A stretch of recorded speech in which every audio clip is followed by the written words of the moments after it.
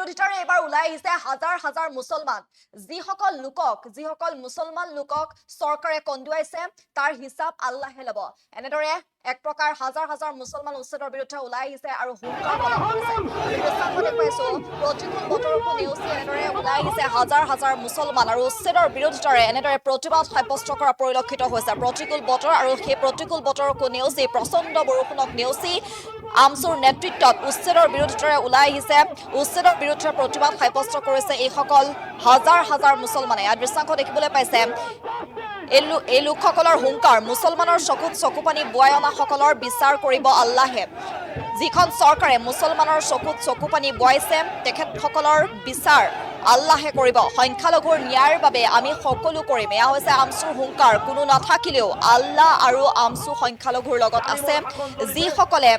যিসকলে এনেদৰে উচ্ছেদিত লোকসকলৰ ওপৰত চকুপানী বোৱাইছে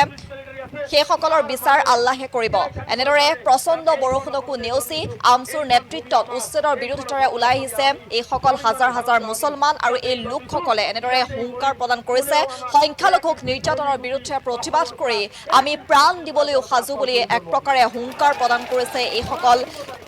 লোকে যেটো সংখ্যালঘুক নিৰ্যাতনৰ বিৰুদ্ধে প্ৰতিবাদ কৰি আমি প্ৰাণ দিবলৈও সাজু বুলি এনেদৰে এক হুংকাৰ প্ৰদান কৰিছে আমছুৰ নেতৃত্বত আচলতে যিসকল হাজাৰ হাজাৰ মুছলমান এনেদৰে ওলাই আহিছে আৰু প্ৰতিবাদ সাব্যস্ত কৰিছে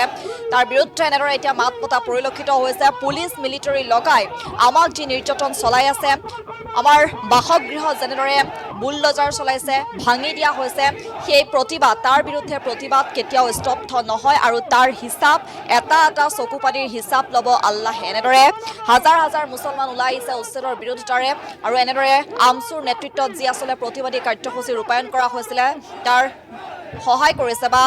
লগত আছে এনেদৰে এইসকল হাজাৰ হাজাৰ মুছলমান আমি এম্বুলেন্সৰ সহায়ত সেই দৃশ্যাংশসমূহ ধাৰাবাহিকভাৱে দেখুৱাই গৈছো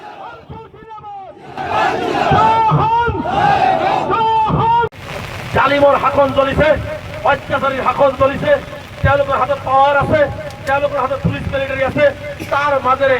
জীয়াই থাকিবৰ কাৰণে কাৰণ এইখন অসমতে জন্মিছো এইখন ভূমি আমাৰ এইখন অসমৰ অসমীয়া আমি স্বাভিমানী ভাৰতীয় আমি ইয়াতেই জন্মিছো ইয়াতেই মৰিম কোনেও আমাক 1 ইঞ্চি ঠেলি গুটি অসমৰ পৰা 1 ইঞ্চি মাটিৰ পৰা তেওঁলোকে আঁতৰ কৰিব নোৱাৰিব ঘৰ ভাঙিব পাৰিব আপোনাৰ ল'ৰা ছোৱালীৰ মুখৰ ফাল কাঢ়ি ল'ব পাৰিব আপোনাৰ ঘৰ আপোনাৰ ল'ৰা ছোৱালীৰ স্কুলৰ পৰা বন্ধ কৰিব পাৰিব তাতকৈ আৰু বেছি কৰিব নোৱাৰে তাতকৈ আৰু আমাৰ সংগ্ৰাম আমাৰ সংগ্ৰাম হস্তামত কৰিব লাগিব হস্তামত কৰিব লাগিব হস্তামত কৰিব লাগিব বন্ধ কৰক বন্ধ কৰক We want justice! We want justice! No justice! দেখুৱাই দিয়ক তেতিয়াই ভাবিম যে আপুনি সঁচা কথা কয় আপুনি মিছাৰ ৰজা নহয় কাৰণ হিমন্ত বিশ্ব শৰ্মা আমি জানো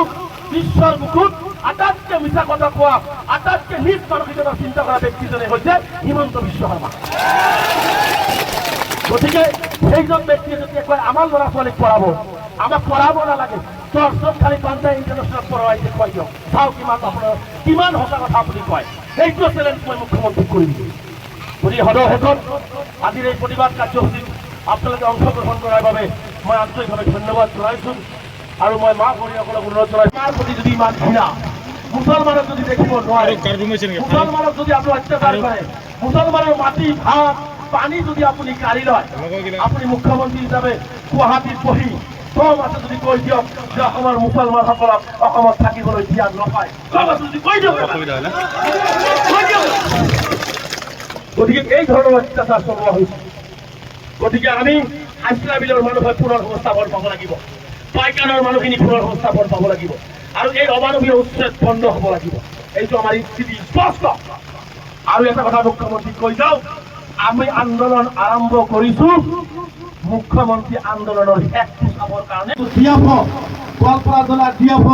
সেই ডিএফৰ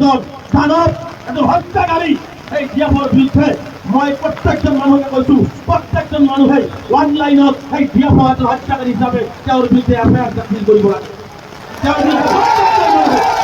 প্ৰত্যেকজন মানুহে প্ৰত্যেকখন জিলাতে এফআইআৰ দাখিল কৰিব লাগে ডিএফ যাতে হিমন্ত বিশ্ব শৰ্মা গুচি যোৱাৰ পিছত চাকৰি ৰিটায়াৰ হোৱাৰ পিছত যাতে সমগ্ৰ অসমৰ আদালতত তেওঁ যাতে দৌৰি ফুৰে এই হত্যাৰ কাৰণে এই ব্যৱস্থা আমি কৰিব লাগিব। মই হিমন্ত বিশ্ব শৰ্মাক আহ্বান জনাইছোঁ, আপুনি মানুহৰ চকুৰ পানীলৈকে নল'ব। এতবাৰ চকুৰ পানীতে মাটিত পৰি আছে, তাৰ অভিভাৱক এইখন চৰকাৰৰ লাগিব আৰু এইখন চৰকাৰৰ অভিভাৱক দগ্ধ হৈ যাব, জ্বলি পৰি যাব চৰকাৰ। মানুহক এনেকুৱা কথা কৰিব নাপায়। সংবিধানে আমাক অধিকাৰ দিছে, অন্য বস্তু আৰু বাসস্থান আমাক দিব লাগিব। আমি কি বিচাৰিছোঁ? আমি হিমন্ত বিশ্ব শৰ্মাৰ পৰা চৰকাৰৰ সম্পত্তি বিচৰা নাই, আমি কেৱল মাত্ৰ গৰাখহনীয়া দিয়া পীড়িত। আমি কেৱল কালমৰা নদী ব্ৰহ্মপুত্ৰৰ কবলত পৰি 1 মিটাৰ হাছিলা বিলত আছিলোঁ, কিয় আমাক ভূমি দিয়া নহয়? আজি 4 মাহ 2 মাহ পাৰ হৈ গ'ল, সেইখিনি মানুহক ভূমি দিয়াৰ কোনো ৰাস্তা নাই। আজি পাইকাৰত সেইখিনি মানুহক ভূমি দিয়াৰ কোনো কথা নাই। গতিকে আমি যেতিয়ালৈকে পাইকান আৰু হাছিলা বিলৰ মানুহে ভূমি নাপায়, তেতিয়ালৈকে আমাৰ আন্দোলন অব্যাহত থাকিব। বহুতে কল্পনা দিয়াৰ বহুতে হয়তো অহা নাই। এটা কথা মনত ৰাখিব, যাৰ ঘৰত পানী উঠিছে সি আহিছে, কিন্তু কাইলৈ যে এই পানীয়ে আপোনাৰ ঘৰলৈ উঠিব, তেতিয়া কিন্তু আপুনিও কল্পনা দিলাবাকী ৰাইজৰ ঘৰত থকা উচিত। আৰু বিশেষকৈ মই সংখ্যালঘু যিসকল নেতা আছে, সংখ্যালঘু বিভিন্ন দল সংগঠনৰ যিসকল বিভিন্ন ৰাজনৈতিক যিকোনো খবৰৰ বাবে যোগাযোগ কৰক 7099017330 লগতে 7099017110 নম্বৰত।